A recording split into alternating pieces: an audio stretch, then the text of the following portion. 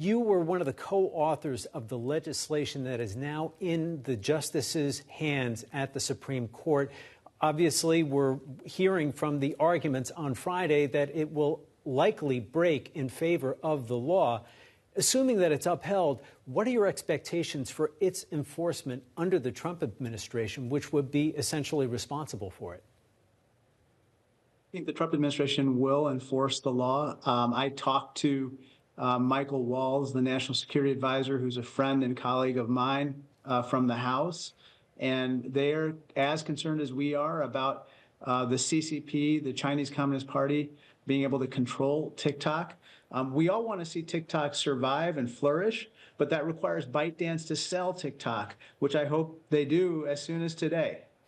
You're on both the Intelligence and the China Select Committees. You've heard the evidence as to why you're worried from a national security perspective. But we've also heard from ByteDance time and time again that it's very difficult to separate and ultimately be able to sell off. And they're saying, look, we're going dark on Sunday if this is upheld. You will not be able to access this app.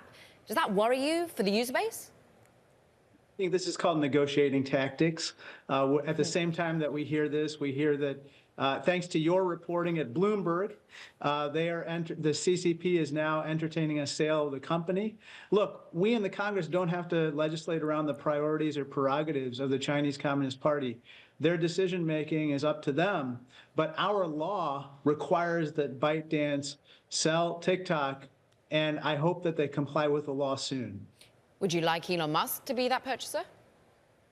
Oh, I'm not going to make any decisions about who should be the purchaser. Let the free enterprise system, along with our government regulators, decide that. But suffice it to say, I think your previous guest is from the McCourt School at Georgetown, and Frank McCourt, after whom that school was named, is one of the big bidders right now for TikTok, as well as Kevin O'Leary of Shark Tank. There's a whole line of people waiting to buy TikTok if only ByteDance would pick up the phone and answer their calls.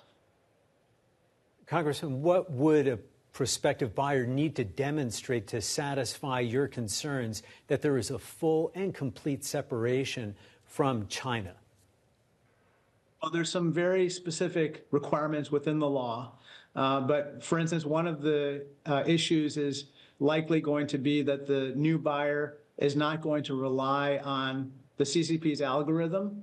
Of course, that there's real separation between the buyer and where they store the data of users and access from China. That was the whole problem, by the way, with Project Texas, which was the effort by TikTok to try to convince both the Biden and the Trump administrations that American user data was safe from authorities in China. Repeatedly, that was found to be untrue, and repeatedly, TikTok executives came to Capitol Hill and told falsehoods about the separation that didn't exist.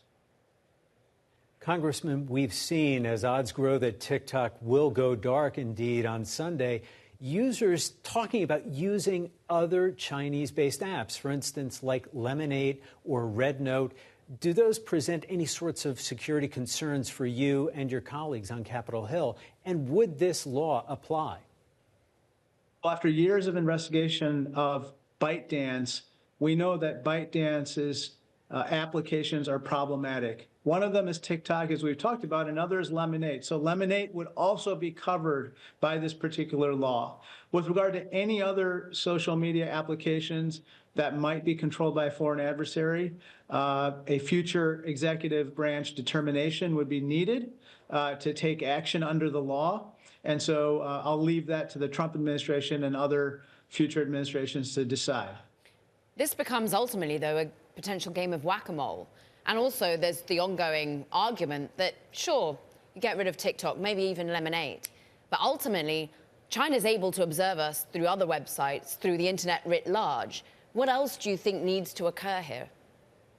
Well, you know, one thing that doesn't get covered is the data broker law that went into effect the same day that this particular ByteDance divestiture law took effect as well.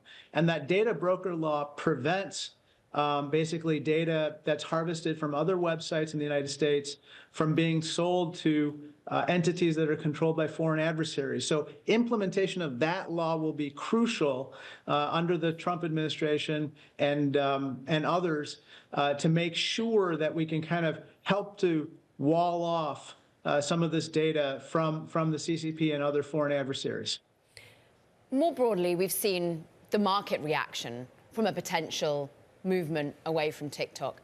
Meta shares done well on the back of it, so too have Snap. Does that raise concerns from a competition perspective for you? Well, I think that probably the market is responding to the fact that users are migrating to Instagram Reels or YouTube Shorts, to Snap and to other platforms of their own volition because they know that this particular platform may not be advisable to be on if ByteDance doesn't comply with the law. Now, again, I hope ByteDance does comply with the law, and I hope that TikTok is able to survive and flourish. There's still time to do that.